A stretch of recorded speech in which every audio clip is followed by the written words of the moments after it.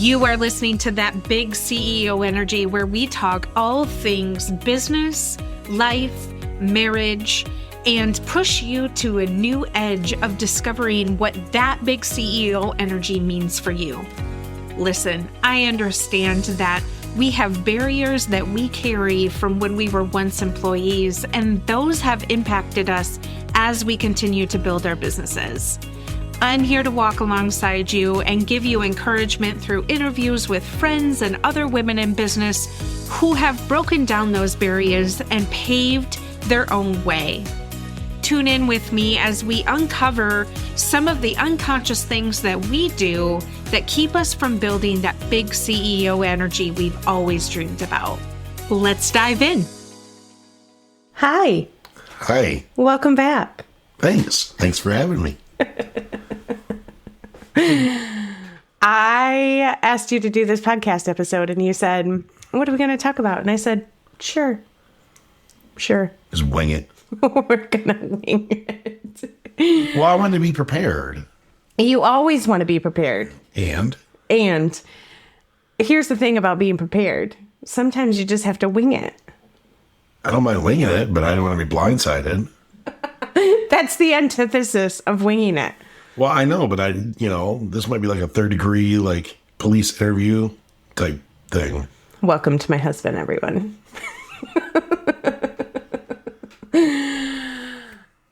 So when we last were together on this podcast, it was called something different.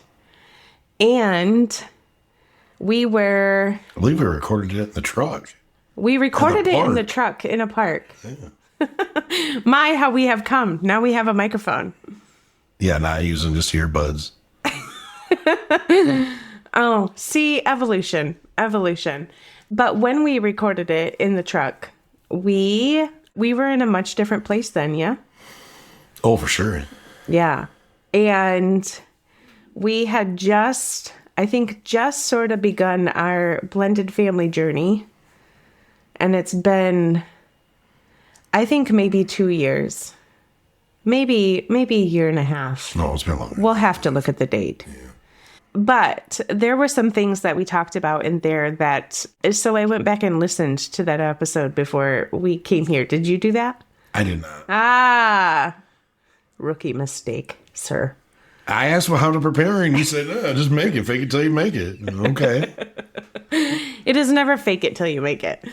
So in that episode, we talked about the intricacies of having a blended family, which was interesting because at that time, I think we were just eyes wide open in the dark and really trying to feel what was going on. And we've had some really, really deep trauma since then. We've had a lot of things that they don't need to be named here for our friends out on the interwebs. But I think we've learned so much that I think it would be cool to revisit that and just chat about kind of the things that we have done through this, I'm going to say 2 years, because I firmly believe it's been 2 years since we recorded that. Chat about what we've done as a blended family, because there are a lot of women that I meet out in the world that listen to the podcast that say, when are you guys going to talk about your blended family situation again? So it's time. And, a lot of women in business, they do have blended families, and it's very hard. It's very hard to navigate. Most of them have kids younger than ours, but we have teens, which is incredible. And we are on the edge, on the very tippy edge of being empty nesters. It's glorious. It is glorious. It's also a little bit sad, but it's glorious. So let's start from sort of that day and what we had going on. We're gonna spare a lot of details, friends, because y'all don't need to know the entire mess. But we had teens that were really, really hurt. And, I came to our relationship with a teen that, she was preteen, I think, at that time, that she was used to having parents in a broken home. She was used to just kind of the back and forth, having to split time between mom and dad. And even though your kids have sort of lived that lifestyle when they were little because you were busting your ass in the oil field trying to make it so you didn't end up in poverty again, they didn't really, I think, understand what it actually meant for dad to live in a completely separate house and mom to live in a completely separate house, and they had a different lifestyle. Would you agree? Oh, for sure. Dad was gone 28 days in a row and then home for 14, so it was like dad was gone for a month and then home for a 2-week vacation and back to do it again. Yeah, but they still had both of their parents in the same house. Yeah. So when your divorce came and went and we packed up and made our little 30-hour trip across the United States with our teen boy who graciously drove a good 80% of the way. 80% of the way. Yeah, we're going to give him 80%. That really started a series of tumultuous events. And we have spent, I think, over the past 2 years trying to understand our kids, trying to understand their hurt, and also waiting. I think we've just been in a period of waiting, knowing that season wasn't going to last forever. But in the moment, I just kept thinking, what if this never ends? It very well could, may not be able to end. It all depends on how our children react to it and how they adapt to it. And I feel like our 2 girls have adapted very well to it. And now I think they're 2 peas in a pod. Oh my gosh, they're like besties now. They couldn't stand each other at first. Oh my gosh. Everybody hated everybody, and, you're not taking my mom, you're not taking my dad. And then, I don't know, they just clicked one day. They both kind of matured a little bit. And now, if I can't get a hold of one, I just call the other. Yeah. And I think also both of our girls have done a really, really good job of being vocal on how hurt they are. It took Lexi a little bit of time to open up a little bit and chat about, what was going on. Oh, for sure. But she did it confidently. And I think providing a safe space for them both to do that and hearing them, that's probably my number one tip, is just to listen and be available and not create shame around how they're feeling. The big thing I noticed is trying to make them understand that the step parent wasn't there to hurt them. They're only here to support them and help them. And it took a lot of time and a lot of hard conversations to get them to realize that, we want nothing but the best for them and to support them and whatever they decide to do, whether it be career-wise, in their personal life, whatever, we still love them at the end of the day. Yeah. All of us. I remember there was one time, this is when we lived in our other house, when you all first came. There was one time, it was very heated in the driveway. I don't know if you remember this. Yeah, I remember that.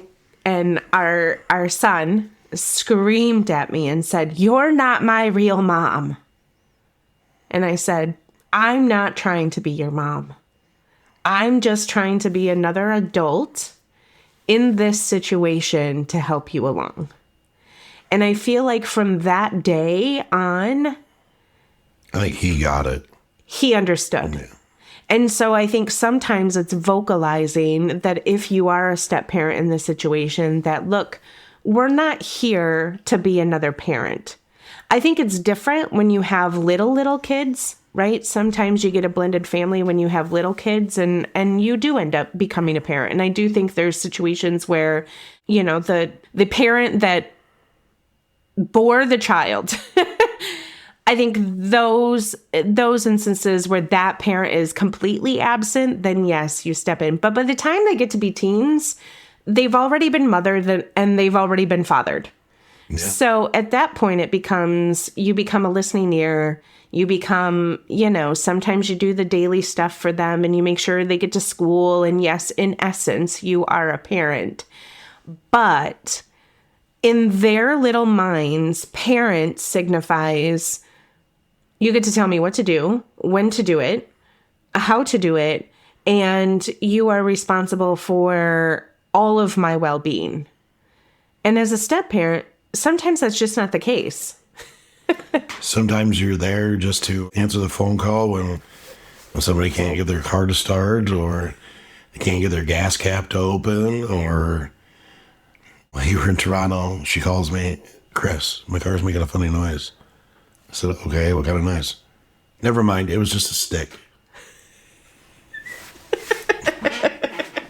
Yeah. So sometimes you are the parent that dodges the other parents' questions for them. And what, it's interesting. Sometimes they still don't get it. No. Like when I was in Toronto, like she messages me and sends me a question and I'm like, I'm not there. I am in a whole other country. I mean, granted, you're only 5 hours away, but yes, technically you are. I'm in a whole other country. Do you see me in the house? No. Who's there? Chris? Okay, good. Yeah. Ask him that. Bless them. Deflect. So we've had this whole entire time to just kind of, and this is the hard part. This is the hard part because how many times did we lay in the bed at night and just look at each other and go, is this how it's really going to be? For lack of better words, and I'll say it because I know you won't. What the Yeah. What the actual Yeah. Yeah.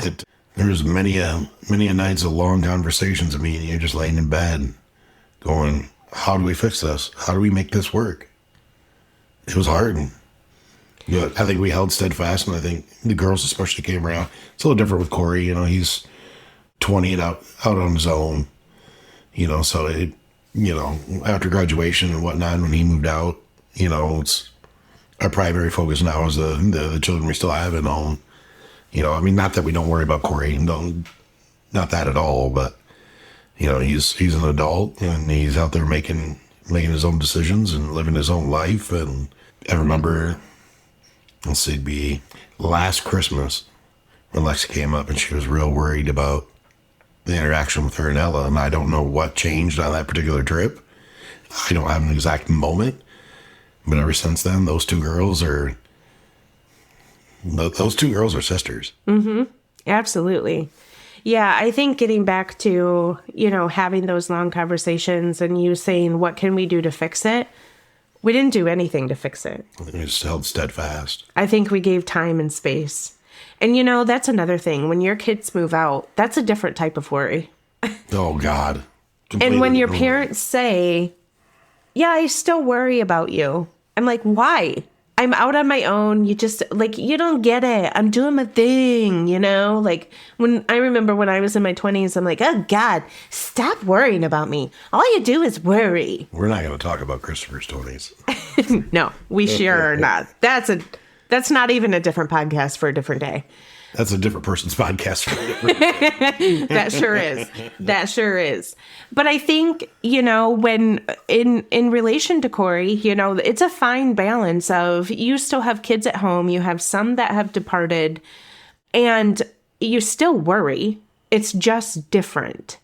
And I think, there's just been a lot of healing. There still are some sore spots, but I think that's always going to be a thing when you have a blended family. And I think, I reference back to my relationship with, I call her mom. She's my mom. It'd be my stepmom, but it took a lot of years, for a lot of arguments, a lot of unkind words, from both sides to get to a space where, it's mom. How it's mom. Yeah. That's just how it is. I remember the day that she was a little bit blown away. We were at your house, her house, parents' house. And the place where I grew up. The place where you grew up. And you had mom come out of your mouth and she stopped dead stopped and turned and looked, and there was just this glow about her. And now every time she hears it, like you can just like I can feel the glow within her. And it's not about getting the title, right? It's not about the accolades of, yes, I raised this kid that I didn't push out of me. It's all about creating a family that just works, that people feel heard, that people feel seen, that people feel comfortable. And I've always tried to make our house a place where the kids can feel safe, that the kids can just come and be and scream and cry and do anything that they need to do to make them feel like they belong and they have a voice to be heard. Because I grew up in an environment where that wasn't facilitated. There was even dipping into that, I think as parents, we've approached and changed how we parent. And it's not cookie cutter, one parenting style fits all in every scenario and every case. I think it's case by case basis, person by person basis. Some kids need stricter, harsher punishment for them to get the message. Some just need a talking to, and it could be the exact same situation. It's something we've had to be very fluid with and very mindful of, is who the person is and what the scenario is. How we parent. Yeah, that's a good point. I now am to the point that I feel really, really good about how our kids show up and who they are showing up as. We have one, as we just mentioned, moved out of the house, doing his own thing, trying to find his way in life. And I think that that's okay. As a parent, it's really easy to say you should be doing X, Y, and Z. And I really wish you would just get it together and do the trajectory, right, that everybody else is supposed to do. And what I've realized is that some kids are set up to want to go to college, get the 9 to 5, work Monday through Friday, do the thing. Other kids need a little bit of time. And, I reference my nephew because it's parallel to sort of what we have going on, where he is just comfortable, just living life one day at a time, couch surfing it up, staying with friends. And I've said this to you plenty of times, but it's, well, at least he's not in jail. Yeah. And at least he doesn't have anyone pregnant. That's a very true story. Sometimes you just need to go and live the world. And that's a really, really hard thing to do when you and I both were raised. You go to college, we're millennials. So that is what we were taught. You go to college, you get a good job, you work Monday through Friday, 9 to 5 for 30 years, you retire. But the reality is that the world doesn't operate that way anymore. I went to college and didn't even put my degree to use. Right. I chose a very, very hard path. When I got hurt, and I got to the oil field, I was grinding 110 hours a week for weeks and weeks and weeks on. The longest stretch I ever did was 93 days without a day off of a 12-hour tower, 2 hours each way. And, you got to shower and shave and throw some groceries down your neck. 18 hours a day. 19 hours a day. I think that's really hard sometimes for kids to understand. Yeah. The sacrifice that you make and all they see, right? And sometimes all the other parent sees is he wasn't there. And while that's true, the reality is that you started in poverty. You started less than poverty, right? When I was young, I was broke. Like sleeping with the oven door open, broke. I worked at a fine eating establishment. There's some golden arch type things. And starts with an M, ends with an S. Yeah. And as an employee there, you got a free meal. And that's what I counted on for food. That was the food you put in your belly that day. If I didn't work, I didn't eat. Yeah. Yeah. Just 16, 17, 18 years old, just trying to survive. How old were you when you had Corey? Golly, how old is he now?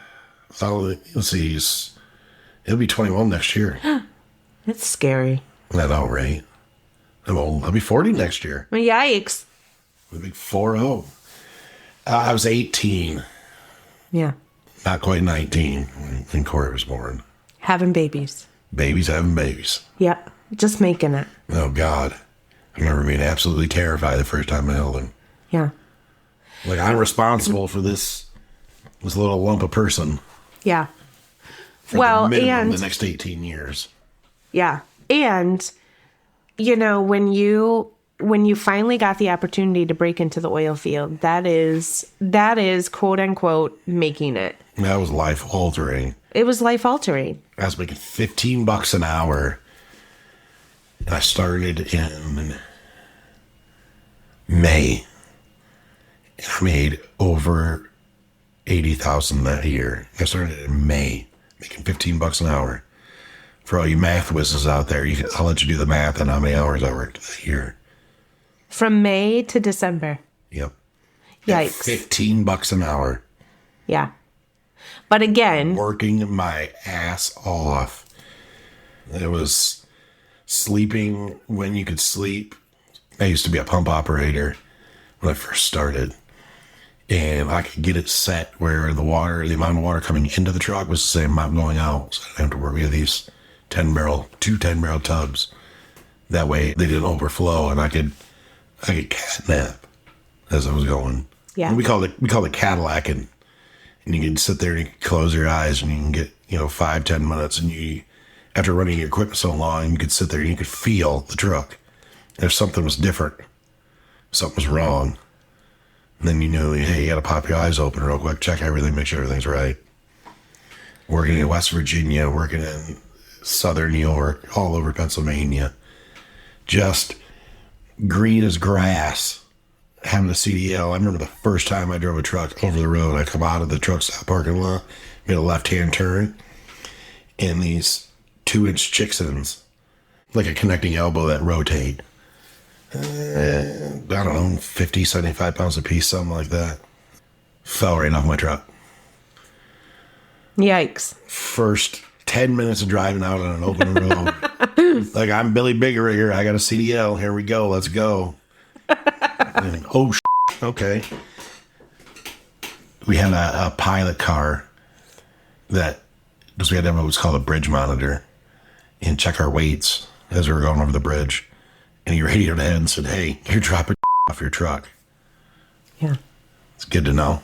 Good to know.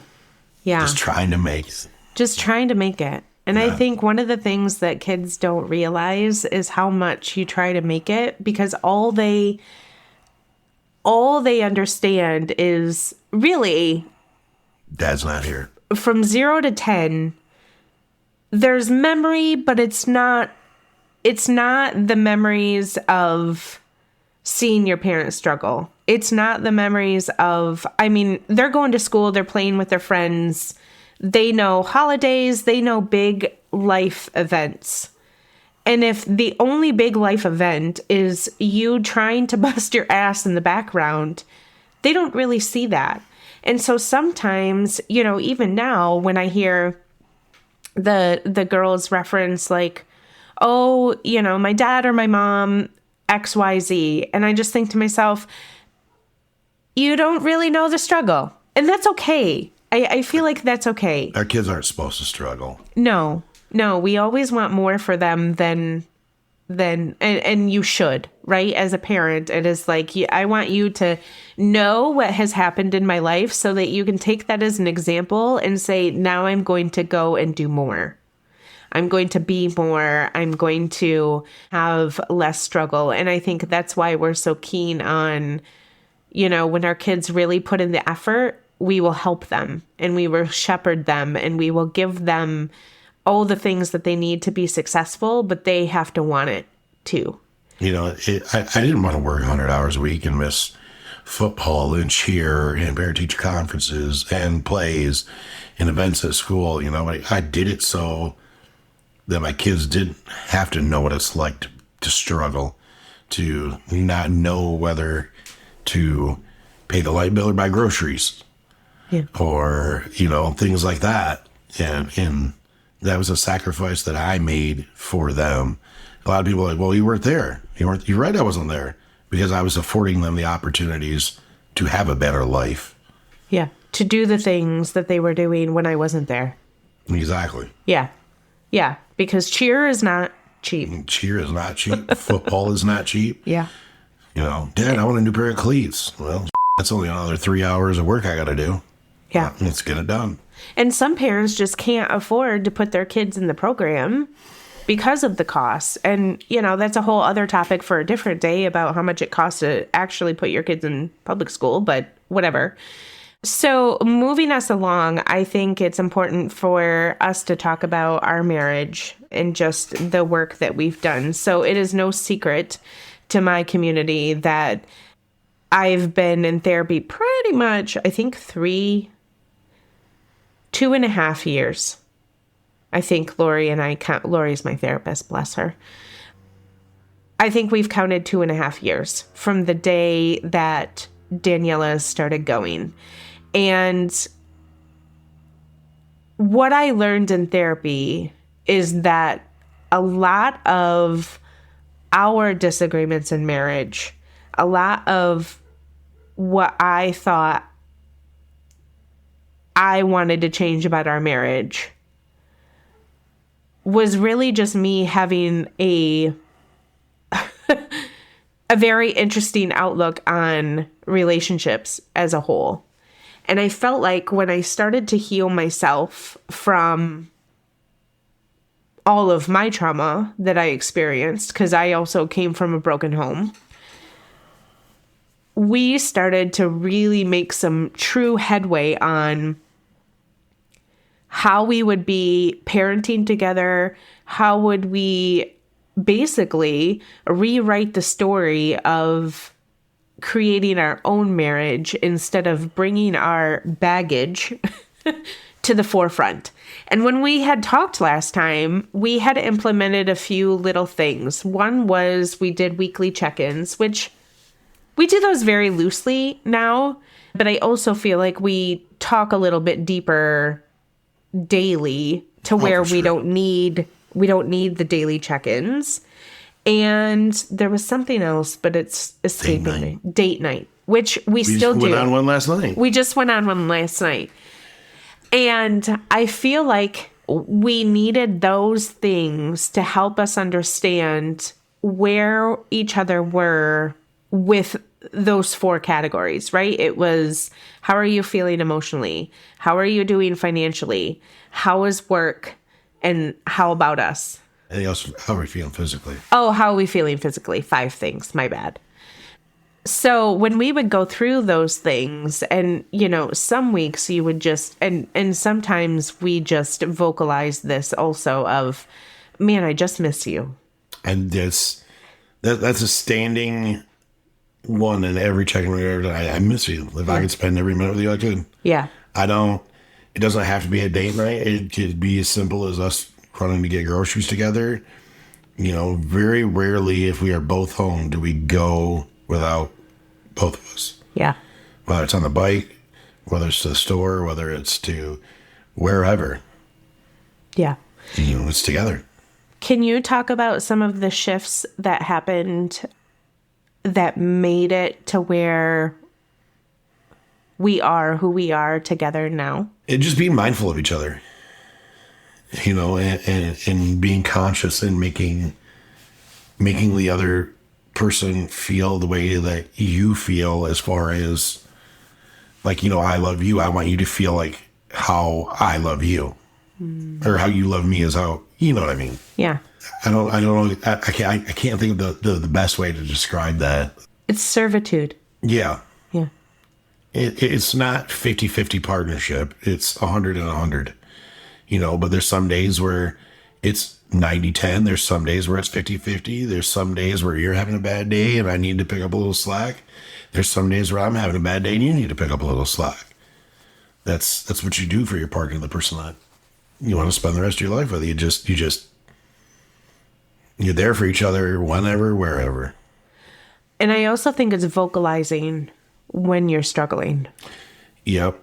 Not, because I know you well enough to where I know when something's off, and I'll ask you, hey, what's going on? Are you okay? Do you need something? Can I help you in any way?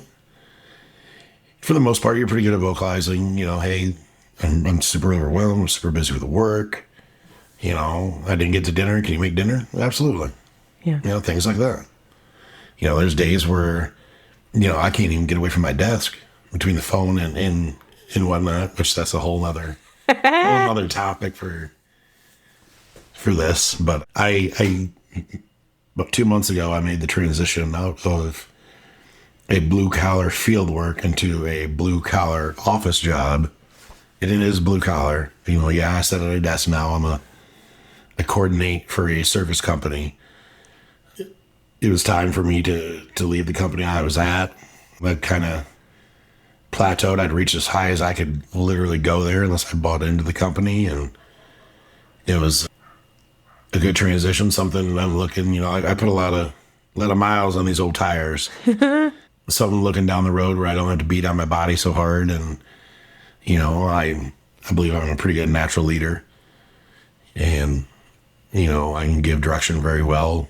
In my track record is making things happen without having to be a dictator.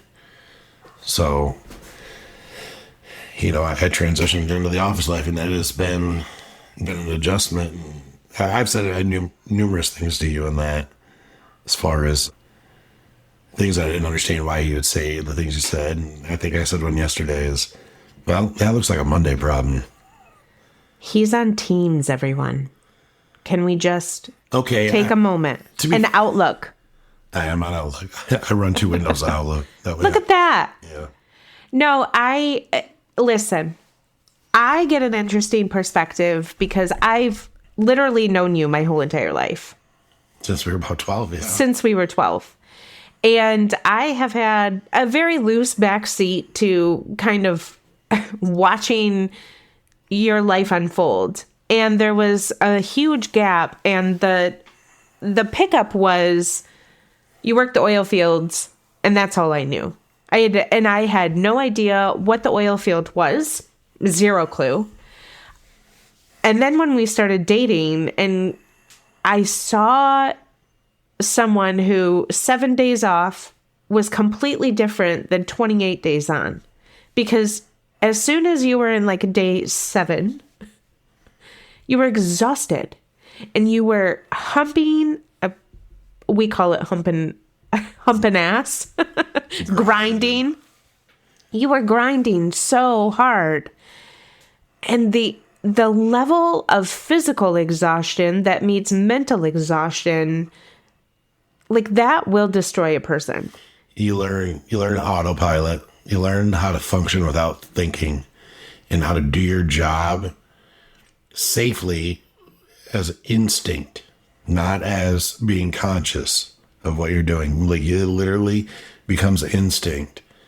You don't even, you see something that's not right on the location, and you either A, take care of it, or B, notify somebody that can take care of it. And it's just instinct. You don't even think about it.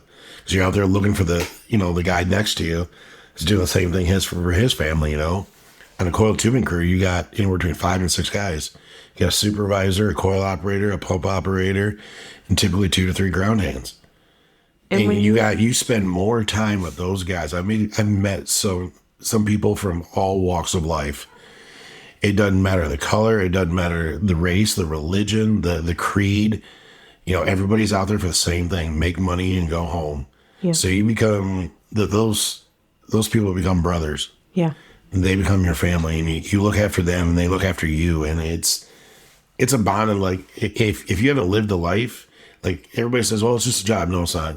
It's a lifestyle. Yeah. It is 100% a lifestyle. You spend the majority of your time with those people. Yeah. You fight, you argue, you get along, you crack stupid jokes, you say stupid. Like there is no other. I mean, there's other types of careers, whether you're an offshore fisherman, you see shows like that. It's the same stuff, yeah. But like that style of blue collar work, Most people, I would say 99% of people do not know. Yeah. Iron workers, things like that. Yeah, but you're only putting I say only 40, 50, 60 hours a week. There was weeks where I put in 120 hours a week. Yeah. 120 hours. Think about that on a body. Like, and you're 30 years old. Well, in your 30s, and you're still in your 30s. Bless you. On the tail end. On the tail end. But by the time we got together, and by the time I really started to see like the actual toll that it was taking on your body, I thought to myself, this man is going to be 45 and crippled. And most times, by the time you hit 50, if you're working that heavy blue collar work day in and day out, that's what happens to those men. Or they get significantly hurt because they're overworked, overexhausted, and they don't have time to breathe. And it is a true appreciation. And for anyone that is listening, I want you to hear me now. The oil field is a true appreciation of, it's not just you going to put in gas into your car and you have no idea how it comes. Cosmetics, plastics, everything. Pens, the oils you put in your car, your actual car, any plastic or plastic derivative comes from that oil that we punch holes for, and people that I've seen some of the nastiest people in my life protesting us, holding up signs that are wrapped in plastic bags so the ink didn't run. So the plastic bag that you're holding, protesting me for drilling oil, you're using the products that we pull out of the ground to say that we're, for lack of better words, and I've seen it written outside, pieces of We've had Walmart bags. I rolled into Convoy into a little town called Dimmitt, and we had Walmart bags full of feces thrown at us. And we're just out here making money. Yeah.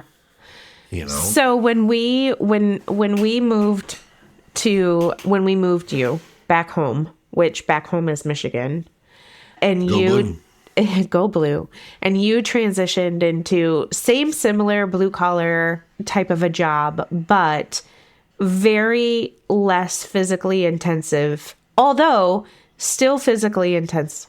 Yeah, running a crane full time. I'd ran a crane since I got in the oil field, but I didn't back in the day. You didn't have to be certified. It was just get in, push this button, push that button, pick it up from over there, put it over there, no break nothing. So then there became a time where you had to be certified, so I went and got certified, and I didn't run a crane full time by any means.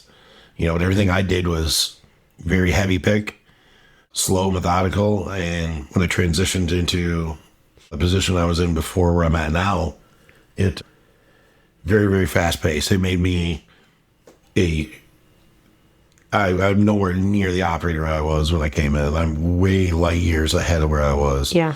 It made me think outside the box on how to do stuff, how to be more efficient, how to be efficient while being able to be quicker, but be able to do it safely. Yeah, but there were still nights that you were coming home just exhausted. Up at 3:30 in the morning and not getting home. There was one night I remember in particular, I didn't get home till after 10. After 10, yep. And then you had to get up the next morning and do it all over again. Yeah.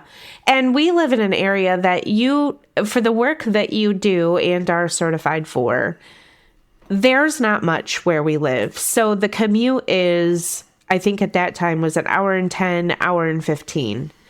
And I just kept thinking the whole entire time, and we had lots of conversations about making a transition into something that wasn't so physically intensive, because honest to God, I didn't know sometimes if you were going to make it until the next day.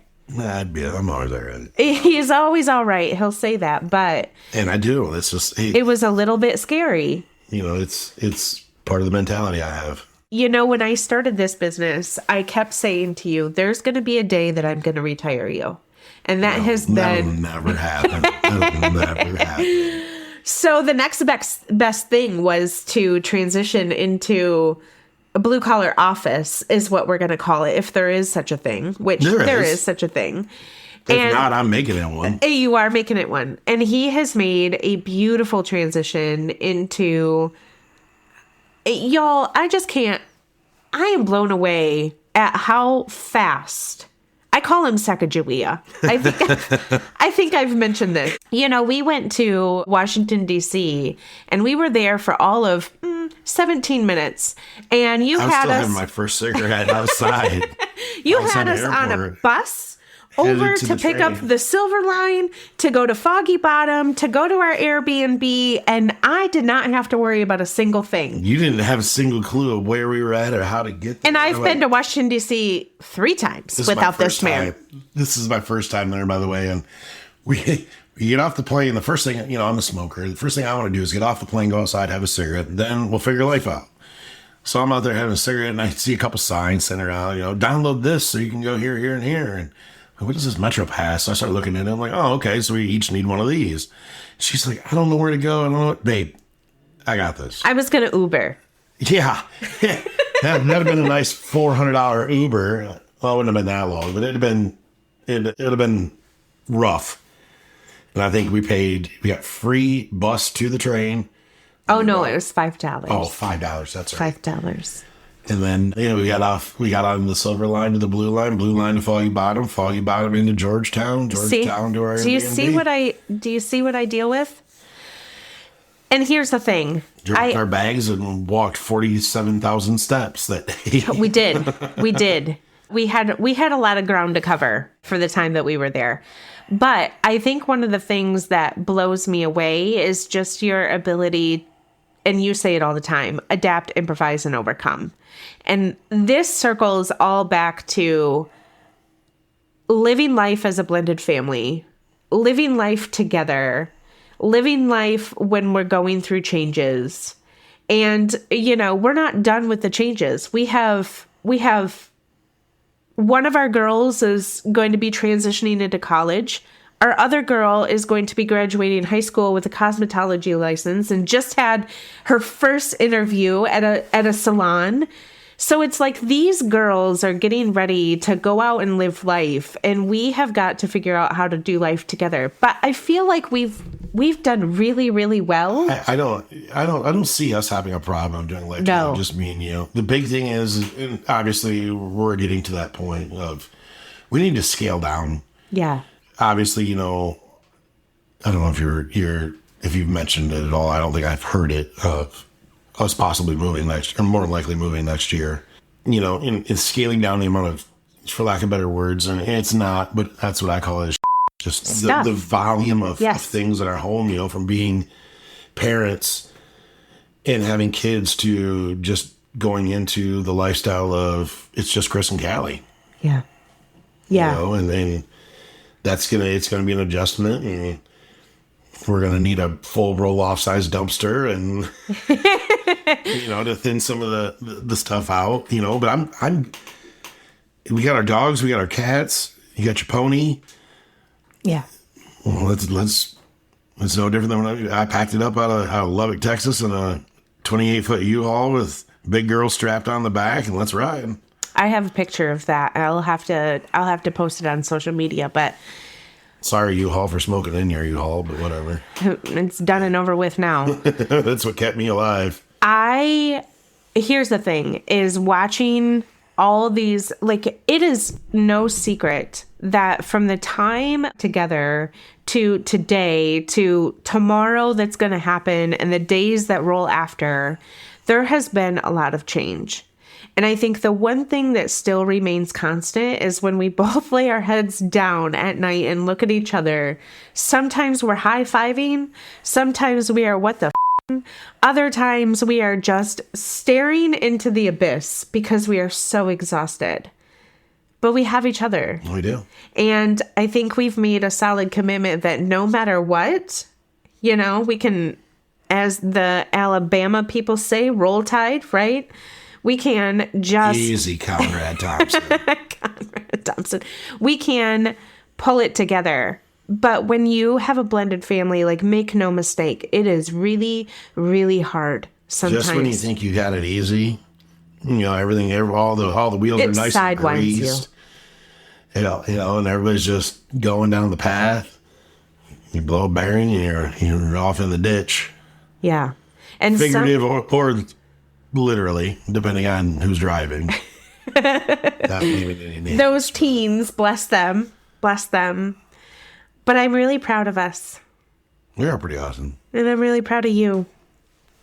We just high-fived, you know? But I think one of the things, too, that has come out for me out of all of this is being very vocal with each other and being very, you know, there was a time where I had a lot of trauma and I wasn't able to vocalize.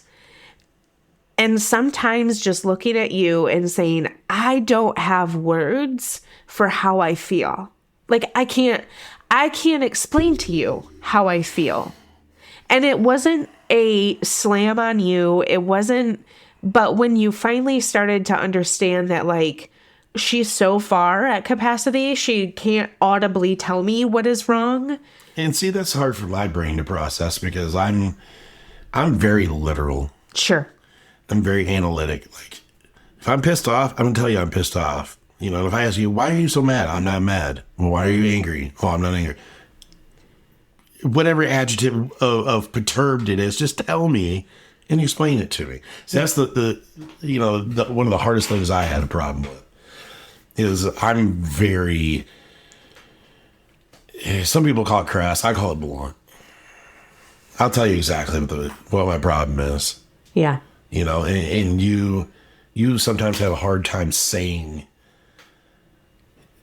what is on your mind, like what is bothering you and why it's bothering you. And it took quite a bit of adjustment for me to understand that, you know, because I was over what do you mean you don't know what's wrong? You know, Yeah. It took a lot of growth on our part, a lot of hard conversations between us to where I can understand now when you say that you literally you're running at 100%. Yep. You're full. Yep. Yeah. I think, you know, therapy has done wonders. I will always be an advocate for therapy because it helped me build, Lori would be proud of me for saying this. It helped me build capacity. And it helped me, after I was able to release a lot of the trauma, understand why I was feeling so guilty, why I held a lot of shame. Once I was able to release that, I actually was physically able to process what emotions I was having. So if it was anger, or if I was mad at you, mad at the kids, mad at the world, whatever. But sometimes all I have in me is to say, I'm really overwhelmed. Mm-hmm. And you know it could be a slew of anything, but you also know that you have to pick up slack somewhere. And I'm not running at 100%. So if there's anything that we can give back to you, it's that you have to talk to each other. Like, you cannot just be coexisting in a house, raising kids. No. And you've got to put each other first. There's so many, 3 kids, let alone a blended family, which is a hugely significant dynamic itself. Trying to keep everybody, you know, going to everything, dressed, pressed, ready for work, ready for school, ready for whatever the day entails, plus running your own business, plus, you know, because I'm not even going to remotely lie, you know, I still get home later because I have a significant driver, you know, so I'm not getting home till 7, so I can't, you know, whip up 5-star Gordon Ramsay, chef a la Chris. I am not Gordon Ramsay. Whatever. Anyways, I don't complain. Trying to make sure that everything runs together, you know, and when I get home, you know, sometimes it's pizza. Sometimes it's me starting the laundry. Sometimes it's me wheeling the trash, which I usually do wheel the trash out anyways. But again, it's saying to you, I'm not cooking today. I ran out of steam. I'm not doing that today. And graciously, you were like, yes, let's just roll with whatever. I'm good with cereal. He's always good with cereal. Cereal, question mark? But again, it's having conversations and being very, very vocal about your need is. And I think we've been raised as women to just do it all. To just raise the babies and go to work and go to school and do all this stuff and things and not ask for more. What do I do every Sunday? Oh my gosh. I go to church and I come back and I have a clean house. I don't know what happens. The wizard comes in and he does this thing, which I'm so grateful for. But that is a small token of a huge impact. And so it comes back, right, to this servitude of each other. It's like, I want you to feel how much I love you. And it just naturally pours out. And so if you are in a position in a relationship where that is not the case, that is some hard conversations. And if there is not headway being made, I would, encourage you to think about moving on. But I think you need to have really hard conversations.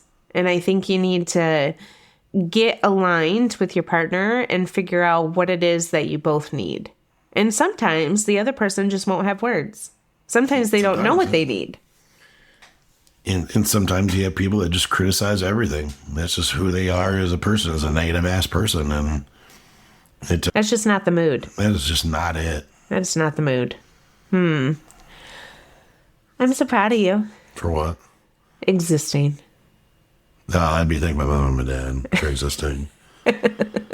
For being Sacagawea. Always my Sacagawea. I can usually, if I've been there once, I can usually get us back. He didn't show up to Washington, D.C. one time, and he navigated the whole trip. New York's going to be a blast, because he's also never been there, and it'll be a good time. Yeah, it'll be a great time.